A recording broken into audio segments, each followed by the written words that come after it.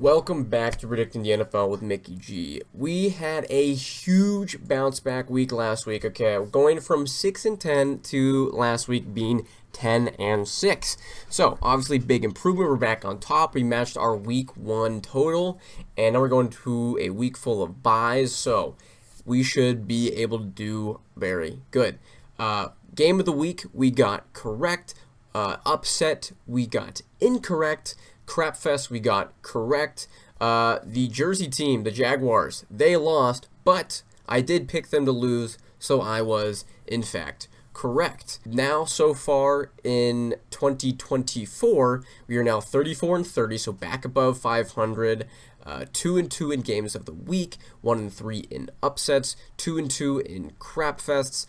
2-2 in teams are 2-2 when I wear the jersey, and I am 1-3 in my jersey game picks. Overall, for week 4, I am 57-35, 5-0 in the game of the week. I have never missed a game of the week or crapfest in week 4. 1-4 in upsets.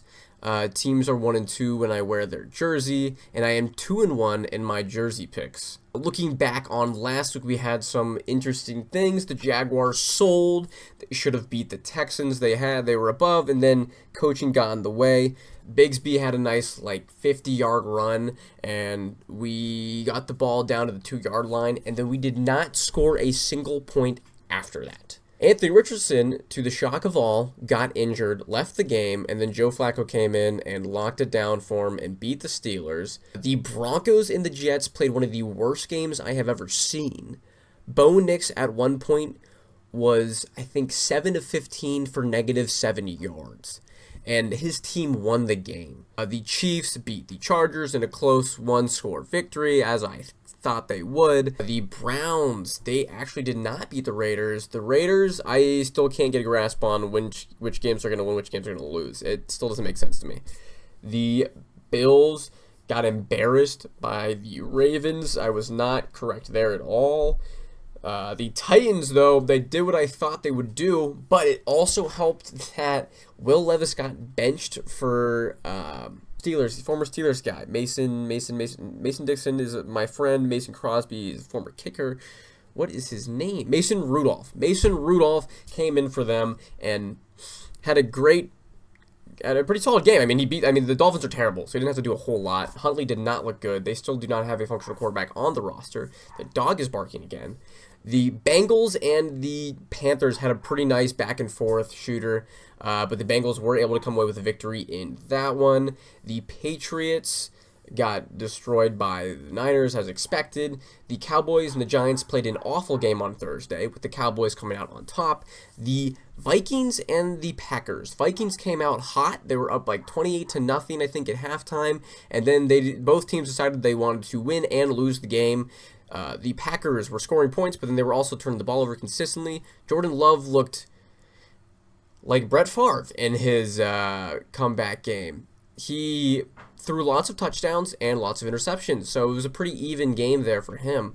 I think it was over 300 and something yards, 4 touchdowns, 3 picks, just a really beautiful game from him. But unfortunately, as much as the Vikings were trying to lose the game in the second half, they were unable to officially do it, and they did keep their victory. The Bears and the Rams played another gross-looking game. The Bears did come away on top.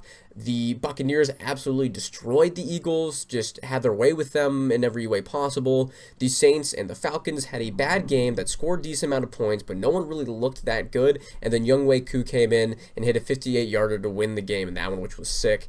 Washington looks pretty scary. I would say right now they're my pick to win that division.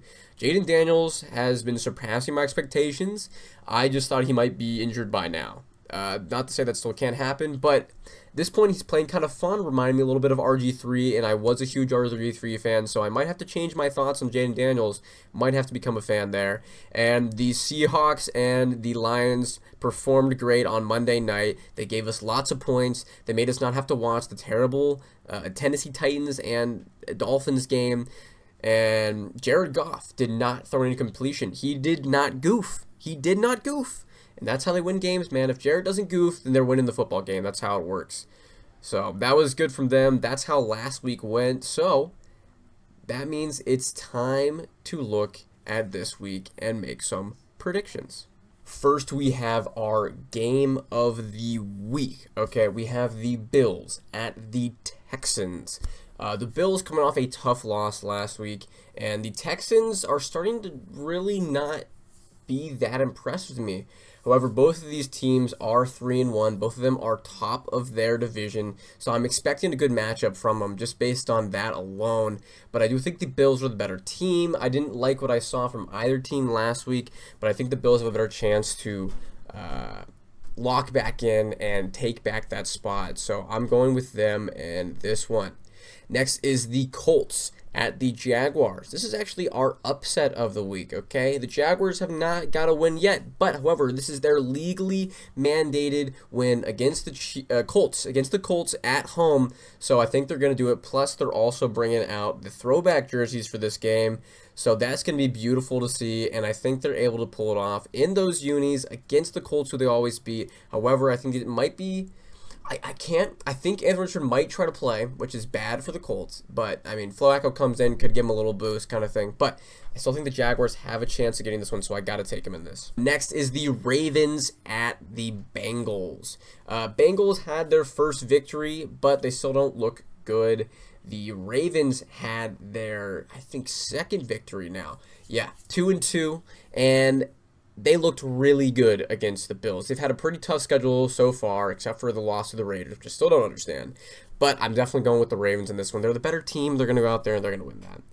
The Dolphins at the Patriots. The Dolphins look awful. So do the Patriots, and that's why this is the crap fest of the week. However, I think the Patriots have slightly more upside. I just don't see anyone at the quarterback position for Miami doing anything well enough to win a football game. I just don't think they have someone on the roster to do that. So I'm definitely going with the Patriots in this one.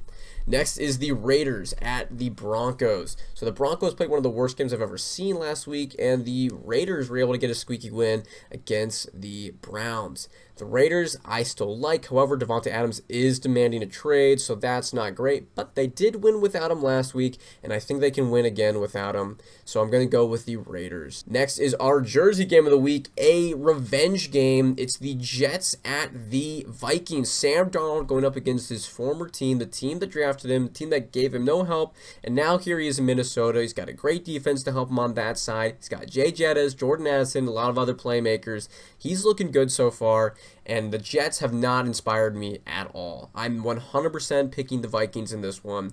I am saying they continue their undefeated streak, and it's going to be sick. Next is the Browns at the Washington Commanders. The Commanders are looking hot right now. The Browns are obviously not. I gotta go with the Commanders in this one. They're hot right now. They're moving. Jaden Daniels can't be stopped. They're scoring on every drive.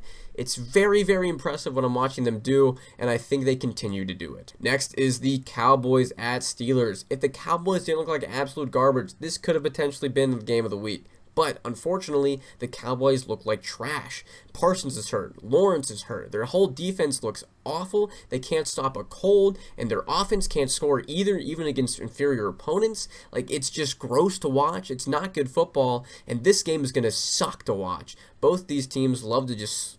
I mean, one team is bad. One team just likes to not score. So I'm still going with the Steelers in this one. They're at home. It's going to be a lot of crowd behind them helping that along.